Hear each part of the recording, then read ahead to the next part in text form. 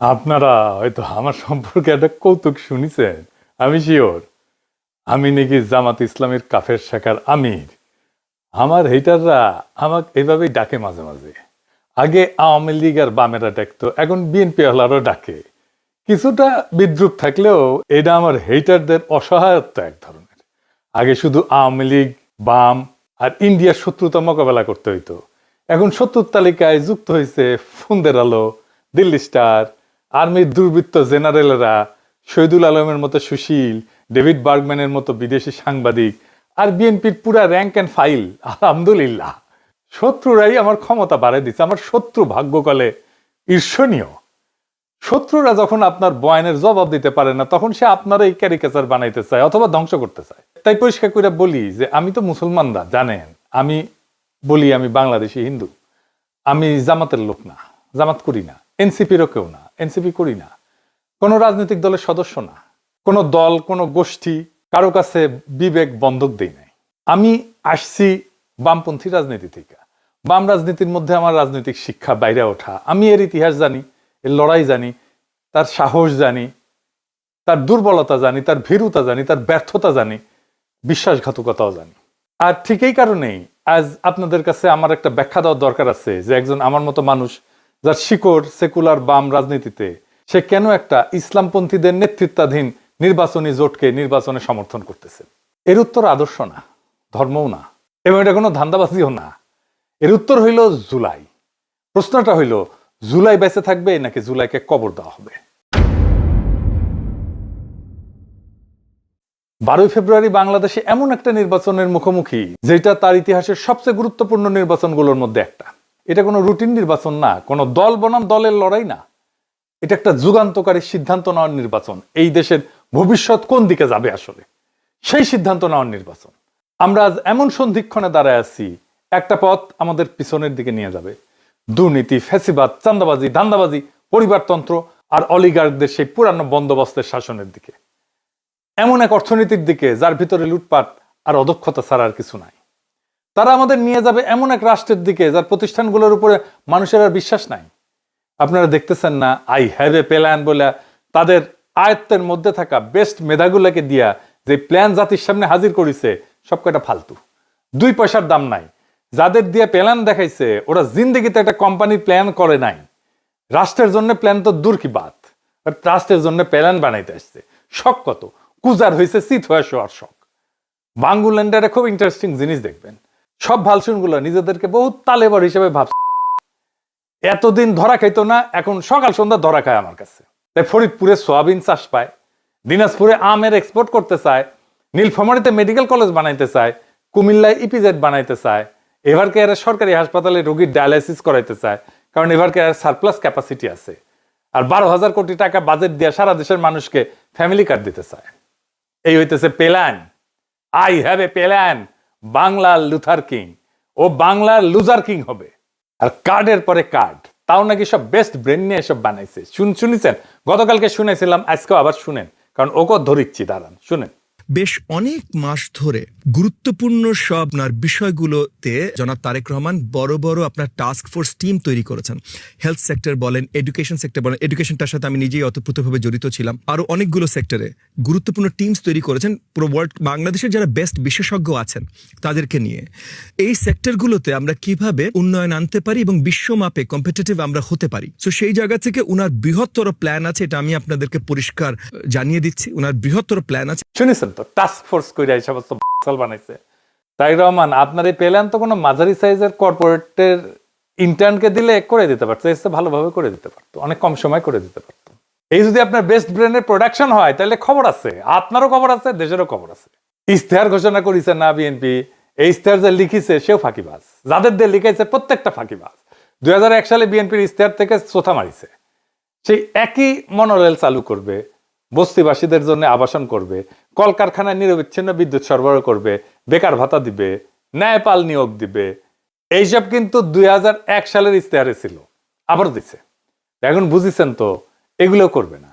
25 বছর আগে তো কইছিলেন, তারপর তো ক্ষমতায় এসেছিলেন, তাই না? করেন নাই কেন এগুলা? প্রতিশ্রুতি দিছিলেন, করেন নাই কেন? কেউ জিগায় না, উত্তরও দিবে না, উত্তর তার জানাও নাই। এই যে প্রতিশ্রুতি দিচ্ছে, ইশতেহারে নানা কথা লিখছে, এগুলো কিছুই করতে পারবে না, করবেও না। আচ্ছা আসেন আমরা এক্সাম্পল হিসেবে হাঙ্কেরে প্রিন্স ববি হাজ্জাজের আমলনামা দেখি। দেখা দরকার কারা বিএনপির হইয়া ভোটের মাঠে নামছে। ওইকে জানেন, ওর বাপের নাম মুসা বিন শমসের, বাংলাদেশের সবচেয়ে ধনী ব্যক্তি, এতই ধনী যে তারা নিয়ে ডকুমেন্টারি হয়, তারা প্রিন্স বলে ডাকে বিদেশিরা। সে যে জুতা পরে না, জুতা জুতা তাতে ডায়মন্ড বসানো থাকে, হীরা হীরা হীরা বসানো থাকে জুতায়, মেনে করছি না। দেখেন Every day I wear diamond shoes, diamond shoes. I'm fed up. So maybe one day. You get a bit. Have you ever, worn your diamond shoes and then stepped in, something really disgusting? দেখেছেন তার জুতা ঘড়ি রাখার জন্য কত বড় বড় বাক্স, সেগুলো আবার টেনে নিয়ে আসে কত লোক। দেখেন সব ব্র্যান্ডেড ঘড়ি, রোলেক্স কোম্পানি ঘড়ি আর কিবা কিবা কোম্পানির ঘড়ি, নামও জানি না সবগুলার। দেখেন নিজের হাতে খায় না, খাওয়াই দিতে হয়। দেখিসাও নেকু রে নেকু, ডুডু খাও ঢেকু ঢেকু, হ্যাঁ মুখ মুছে দিচ্ছে। দেখিছেন, দেখেন সেই মুখ মুছে দেওয়ার জন্য পিছে দাঁড়ায় আছে কতজন, দেখেন দেখিসাও দেখিসাও। উই আগে সুসে কিনা নিজে নিজে, আমার সন্দেহ আছে। এটা নারীর ক্ষমতায়ন, খাওয়ার টাইমে পিছে দাঁড়ায় থাকবি আর মুখ মুছে দিবি বড় লোকের। এটা কর্মজীবী নারী নাকি এটা দাসত্ব, নাকি এটা সম্পদের অশ্লীল প্রকাশ? এইটাকে সে কেমনে কামাইছে জানেন? অস্ত্র ব্যবসা কইরা। জি জি জি ঠিকই শুনেছেন, অস্ত্র ব্যবসা কইরা। তার পলা হইতেছে ববি হাজ্জাজ। সালাম কেমনে দিতে হয় সেটাও শিখে নাই। দেখেন সালকুম ভাই, সালকুম ভাই, সালকুম। বছরে সালাম দেয় না, নির্বাচন যখন আসে হায় রে সালাম, সালাম দিতে দিতে আসসালামু আলাইকুম, এই এত সময় বলবে কতক্ষণ, খালি কয় চালকুম চালকুম, তাড়াতাড়ি হয়ে যায়।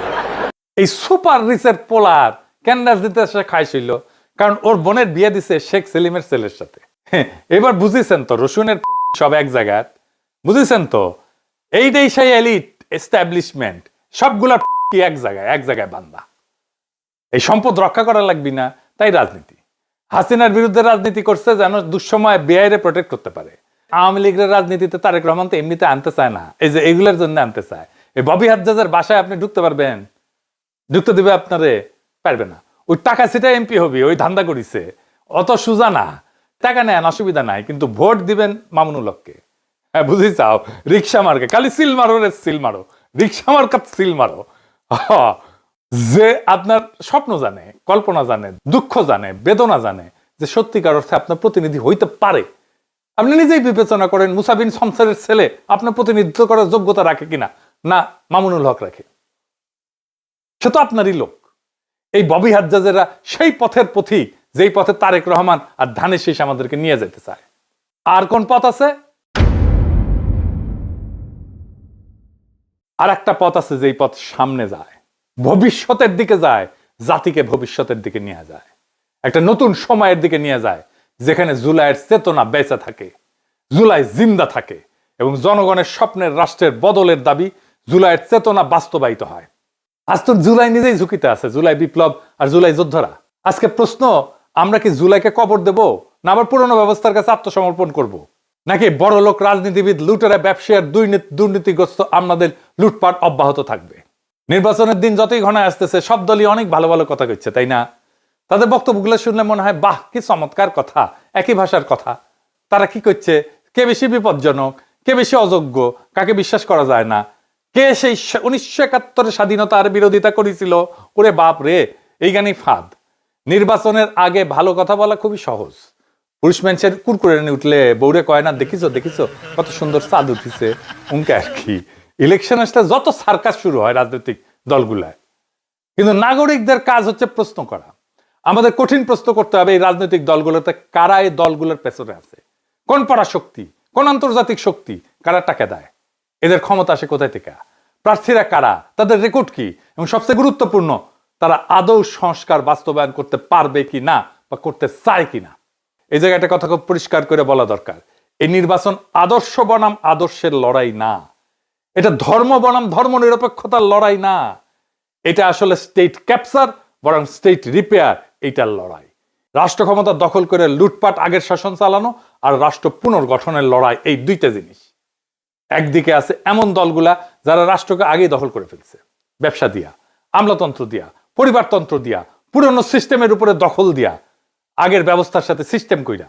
তাই তারা বলে হাসিনা না আসলেও হাসিনা পোলামাইয়া আসতে পারবে রাজনীতিতে। বাহ, চমৎকার। এই জন্য আমাদের বাচ্চারা রক্ত দিছিল, এই জন্য আমরা লড়াই করে ফেসিবাদ উৎখাত করছি, এই জন্য এত কষ্ট করছি আমরা। আর অন্যদিকে আছে এমন এক শক্তি যাদের এখনো পুরনো সিস্টেম খায়া ফেলায় নাই, দলের মধ্যে চোর ডাকাত লুটপাটকারী নাই যাদেরকে প্রোটেক্ট করতে হবে ওই দলদেরকে। তাই রাষ্ট্রকে মেরামত করার হিম্মত আছে তাদের। বিএনপি আসলে কি একটা? বিএনপি আর একটা কম শক্তিশালী আওয়ামী লীগ, কম বুদ্ধিমান আওয়ামী লীগ, কম সংগঠিত আওয়ামী লীগ। বিএনপি আওয়ামী লীগের মধ্যে দলের কম্পোজিশন, তার শ্রেণী চরিত্র, এটার মধ্যে কোনো তফাৎ নাই। বিএনপি একটা গভীরভাবে দুর্নীতিগ্রস্ত দল, গভীরভাবে দুর্নীতিগ্রস্ত দল। আর দলের লোকেরা তারেক রহমানের চাকর বাকর। আপনারা জিজ্ঞেস করেন তারেক রহমানের কিভাবে চলে, মানে সংসার চলে কিভাবে, মির্জা ফখরুলের সংসার চলে কিভাবে জিজ্ঞেস করেন। কই থেকে আসে? তারা রাজনীতি করতে আসে নাই, আসতে ধান্দা করতে। তাদের দেশকে নিয়ে কোনো মহৎ স্বপ্ন নাই। থাকলে হাসিনার আমলে জান প্রাণ দিয়ে লড়াই করতো, করে নাই। তারা আওয়ামী লীগের থেকে আলাদা না, একই জিনিসে তৈরি। আওয়ামী লীগ বিরিয়ানি হইলে বিএনপি তেহারি। ভাত পচলে খাওয়া যায়, বিরিয়ানি তেহারি পচলে খাওয়া যায় না। এই দুটোই পচা জিনিস। 90-এর দশকে এই দুই দল নীতি আদর্শ দিয়ে প্রতিযোগিতা করেনি, করছে দুর্নীতি, লুটপাট আর পাইয়া দেওয়ার রাজনীতি আর সহিংসতা দিয়া। 2006 সালে তত্ত্বাবধায়ক ব্যবস্থা ভাঙছে বিএনপির জন্য। বিএনপি দায়ী। সদ্য অবসরপ্রাপ্ত প্রধান বিচারপতিকে তত্ত্বাবধায়ক সরকার প্রধান হবে, এটাই ছিল সিস্টেম। 2004 সালে একটা সংবিধানের 4র্থ সংশোধনী গৃহীত হয়, অনেকেরই স্মরণ আছে। ওই সংশোধনীর মাধ্যমে বিচারপতিদের অবসরে যাওয়ার বয়সসীমা 65 থেকে 67 করা হয়, 2 বছর বাড়ানো হয়। এই বয়স বৃদ্ধির এই সিদ্ধান্তের পেছনে মূলত কাজ করছে পরবর্তী তত্ত্বাবধায়ক সরকার প্রধান কে হবে সেই হিসাব নিকাশ। সাবেক প্রধান বিচারপতি KM হাসানকে, যিনি একসময় বিএনপির রাজনীতির সাথে জড়িত ছিলেন, তাকে প্রধান উপদেষ্টা করাই ছিল এই সংশোধনীর মূল উদ্দেশ্য। যার ফল সামরিক শাসন, 1/11 এবং শেষ পর্যন্ত 15 বছরের ফ্যাসিবাদ। এই ফ্যাসিবাদ কায়েমের পিছনে পুরা দায় বিএনপির। সেই খাসলত বিএনপির বদলায় নাই। 2024-এর 5ই আগস্টের পরে বিএনপি চাঁদাবাজি, ধর্ষণ, খুন, জখম, বাড়ি দখল, 92% সহিংসতার সাথে বিএনপি জড়িত। তাও নিজের দলের লোকদের নিজেরা মারছে। কোন বাজার, হাট, ঘাট, bus stand, tempo stand, rickshaw stand, TV station, media, advertising firm দখল বাড়তে রাখি নাই, সব দখল করে ফেলছে। এস আলমের সাম্রাজ্য চালায় শ্রীলং সালাউদ্দিন, বেকাত্তর টিভি চালায় বরকতুল্লাহ বুলু, আর টিভির দখল নিছে ওয়াহিদুজ্জামান অ্যাপোলো। এই কারণেই তারা বিশ্ববিদ্যালয় নির্বাচনগুলোতে প্রত্যাখ্যাত হয়েছে। ছাত্ররা প্রত্যাখ্যান করছে তাদেরকে। ছাত্ররা আদর্শে ভোট দেয় নাই, তারা দুর্নীতির বিরুদ্ধে ভোট দিছে। আজ বিএনপি মনোনয়ন দিছে অসংখ্য বিতর্কিত ব্যক্তিতে। বিএনপির 59% ক্যান্ডিডেট ঋণ খেলাপি, ব্যাংকের ঋণ নিয়ে শোধ দেয় না, খায় ফেলছে, পাচার করে দিছে। আসছে দেশের সেবা করতে, লজ্জা করে না এদের। 15 বছর ক্ষমতার বাইরে থেকে হঠাৎ তাদের হাতে অধেল টাকা কই থেকে আসলো? ব্যাংক লুটের টাকা, ঋণ খেলাপের টাকা। কিভাবে আসলো, কেন আসলো? কারণ পুরনো অলিগার্করাও, হাসিনার সব ব্যবসায়ীরা আবার এমন একটা দল খুঁজে পেয়েছে যাদের সাথে ব্যবসা করা যায়, তারাও দিতেছে। হাসিনার লোকদের কাছ থেকে নিচ্ছে টাকা। এমনকি বিএনপি আওয়ামী লীগকে রাজনৈতিকভাবে পুনর্বাসন করবে বলছে। তাদের আপত্তি নেই হাসিনার পুত্র আর কন্যারা যদি রাজনীতিতে আসে। বিএনপি চলে হারামের টাকায়, প্রত্যেকটা পয়সা হারামের পয়সা, প্রত্যেকটা পয়সা হারাম টাকা। মানুষের অভিশাপ আছে ওই পয়সার গায়ে। তারপরে তারা বলে তারা দুর্নীতি উচ্ছেদ করবে, চান্দাবাজি উচ্ছেদ করবে। হায় রে হায়, খারান খারান, আমার ঘোড়া একটু হাসি। হয়েছে হয়েছে হয়েছে, আচ্ছা হয়েছে। দুর্নীতির টাকায় চলা দল দুর্নীতিকে উচ্ছেদ করতে পারে না। অলিগারদের উপর নির্ভরশীল দল সংস্কার করতে পারে না। এই কারণে জামাত এনসিপি জোট কাঠামোগতভাবে আলাদা। বাস্তব সংস্কার কেবল তারাই করতে পারে যারা দুর্নীতিগ্রস্ত ব্যবসায়ী আর আমলাতন্ত্রের কাছে বাধা পড়ে নাই। এই জোটের প্রতিশ্রুতিগুলো বিশ্বাসযোগ্য, কারণ তাদের দলে রক্ষা করতে হবে এমন চোর বাটপার নাই, লুটেরা নাই।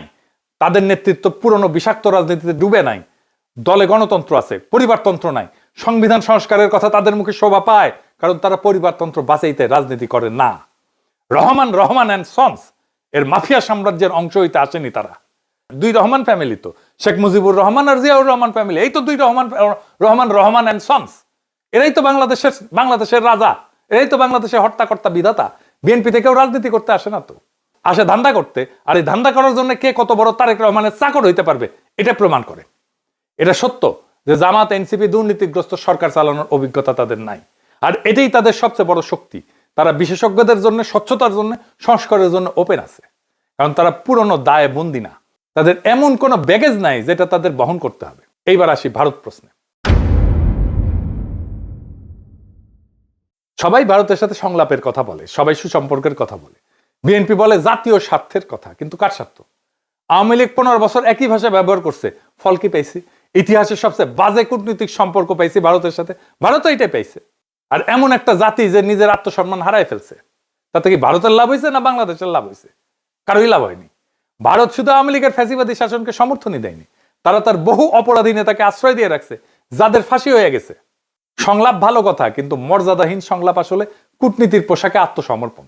ভারত নিজের মুসলমান নাগরিককে নিপীড়ন করে, তাদের বাংলাদেশি বলে সীমান্তের দিকে ঠেলে দেয়, আমাদের দেশে ঢুকায় দেয়, বাংলাদেশকে কাঁটাতারের বেড়ায় ঘিরে ফেলে, সীমান্তে পাখির মতো গুলি করে মানুষ মারে, কাঁটাতারে ঝুলায় রাখে, অপমানিত করে। অমানবিক আচরণের শিকার হয় আমাদের নাগরিকেরা ভারতের কাছে, কিন্তু তবু তারা ট্রানজিট চায় সেই দেশের বুকসিরা যে দেশের মানুষকে তারা আবর্জনা বলে মনে করে।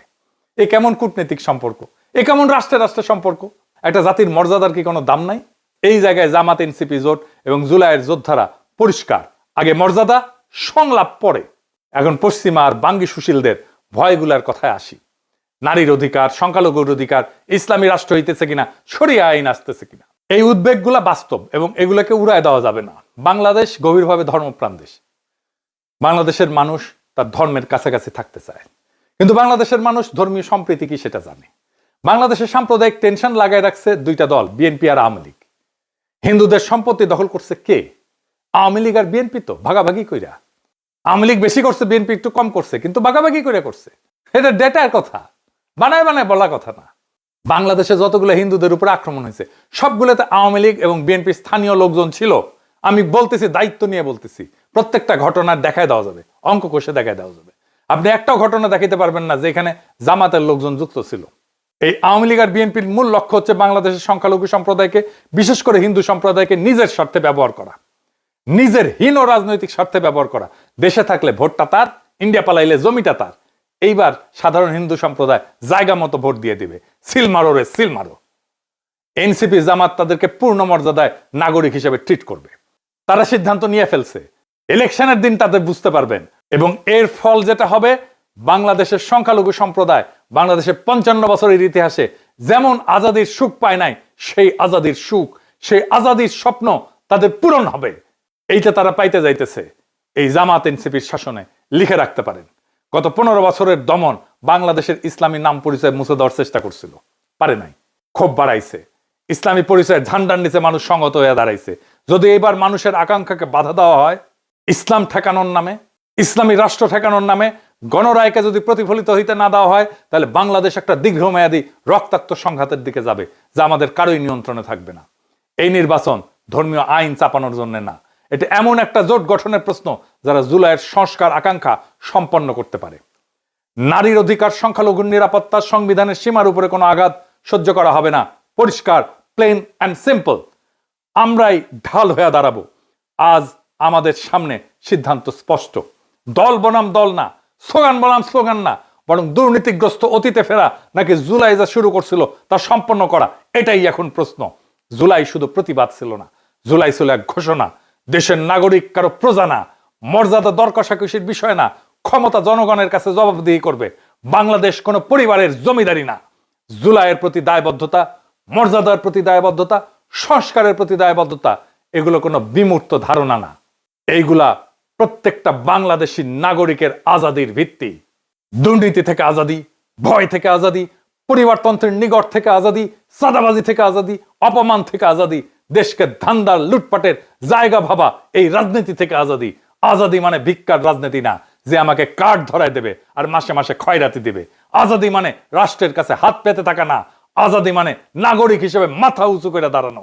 নারী, পুরুষ, সংখ্যালঘু, সংখ্যাগুরু আইনের সামনে সমান।